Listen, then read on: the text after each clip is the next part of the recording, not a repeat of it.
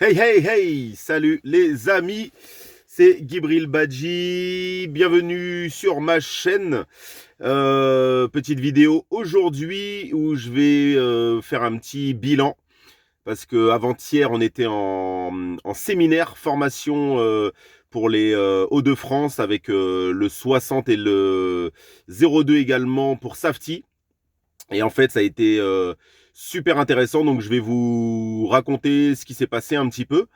Et puis vous dire deux, trois choses à ce sujet. Donc en fait, c'était un séminaire qui n'avait pas eu lieu depuis un bon moment. Ça faisait 1 an et demi que le réseau Safety, à cause du Covid, n'avait pas pu le faire. Donc en fait, il regroupait un petit peu tout le monde. Le but, c'était vraiment de se retrouver, de se rencontrer. Et évidemment, et c'est ça qui va nous intéresser aujourd'hui dans la vidéo, il y avait des récompenses pour ceux qui avaient performé l'année précédente. Donc voilà, et en gros, le sujet de la vidéo, c'est que n'aie pas peur de ce que ce qui est ressorti, hein, et c'est les fondateurs de Safety, notamment Marc Brimeux, qui a parlé de ça, et il disait en gros que ceux qui réussissaient, c'est ceux qui tentaient, et ceux qui faisaient les choses, quitte à se planter, et que voilà, il y aurait des portes au nez, il y aurait des gens qui allaient vous raccrocher au nez au téléphone. Et le discours, il était vraiment positif, il était vraiment inspirant, parce que du coup, surtout quand on discutait avec les grosses réussites, ceux qui font vraiment énormément de ventes dans l'année, et ben tous en fait ils le disent, hein, que même encore aujourd'hui ça peut leur arriver, hein, de se faire envoyer bouler, et que il y avait rien de pire que de rester chez soi et de dire ah j'appelle pas, j'ose pas, ou alors je vais pas frapper à telle porte. Et donc c'était vraiment super intéressant. Moi j'ai appris plein de choses, surtout d'entendre les anciens et ceux qui voilà qui ont de l'expérience et qui voilà, c'est en parlant avec ceux qui cartonnent qu'on peut nous-mêmes progresser. Et donc j'ai eu un petit après la formation, j'ai discuté avec un des coachs qu'on a, parce qu'on a des formateurs région par région. Et j'ai échangé avec un formateur et on n'était pas vraiment d'accord.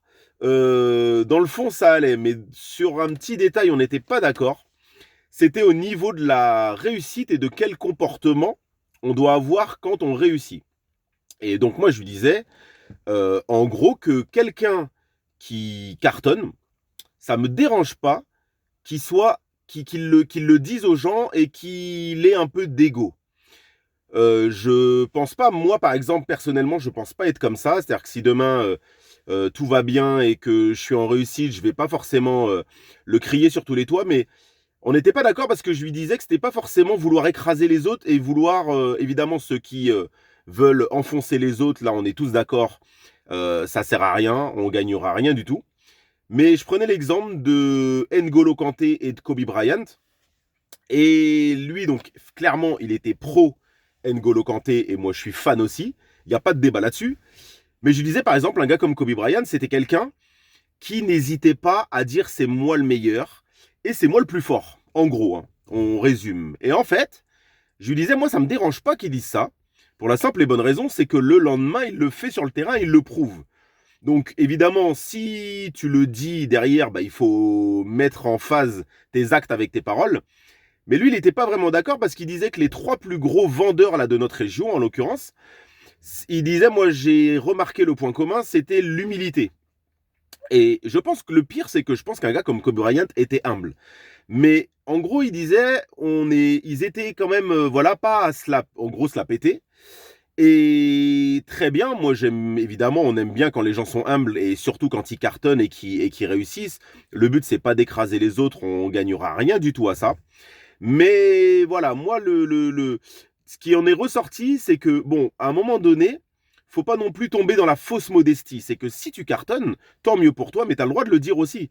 On n'a pas besoin voilà, de faire le gars, non, oui, j'ai de la chance, oui, bah, merci, c'est grâce aux autres. Non, à un moment donné, t'es bon, c'est tout. Et moi, je pense que les trois qui étaient sur le podium et les trois meilleurs vendeurs, c'est tout, c'est des tueurs. Et ils cartonnent. Et aucun ne le disait, ils étaient tous super humbles, et c'est super. Mais à un moment donné, si un des trois avait dit, voilà, moi je pense que je vais tout déchirer l'année prochaine et c'est moi le meilleur, ben ça m'aurait pas dérangé. Et j'aurais pas pris ça comme un affront, nous qui venons de débuter par exemple, et qui ont moins d'1 an d'activité, parce que du coup ça motive aussi, c'est que de se dire, voilà, le mec, il est en réussite, il le dit, et en plus, voilà, le lendemain sur le terrain, il prouve ce qu'il fait. Mais voilà, grosso modo, c'était un petit peu le sujet, moi, qui m'est retenu de ce séminaire, c'est ce petit débat-là avec ce formateur. Et en tout cas, c'était super enrichissant. On n'était pas d'accord sur tous les points. On a le droit de pas être d'accord, heureusement d'ailleurs. Mais voilà, super séminaire. Honnêtement, on a été remotivé par les deux fondateurs. Il manquait Gabriel, hein, le troisième. Mais c'est super, moi j'adore, enfin j'essaye de pas en louper. On apprend toujours, on voit toujours qu'il y a plus fort que soi. Et ça c'est très très important. C'est que même si toi dans ton petit coin, tu te dis ah bah super ça va, tout va bien, mais en fait tu arrives à des séminaires comme ça, tu vois des vrais tueurs et ça te remet tout de suite à ta place. Et ça c'est bah, c'est motivant et puis ça remet les pieds sur terre. Et puis surtout, tu apprends des autres, quoi. C'est que, voilà, il y a des vrais échanges. Là, c'était super intéressant. J'ai hâte d'être au séminaire en octobre, le gros séminaire. Logiquement, avec le Covid, là, c'est bon, ça va être maintenu. Donc, j'ai vraiment hâte parce que, voilà, c'est en discutant avec les autres, là, que nous, on peut progresser et que, bah, t'essayes d'être moins bête que la veille.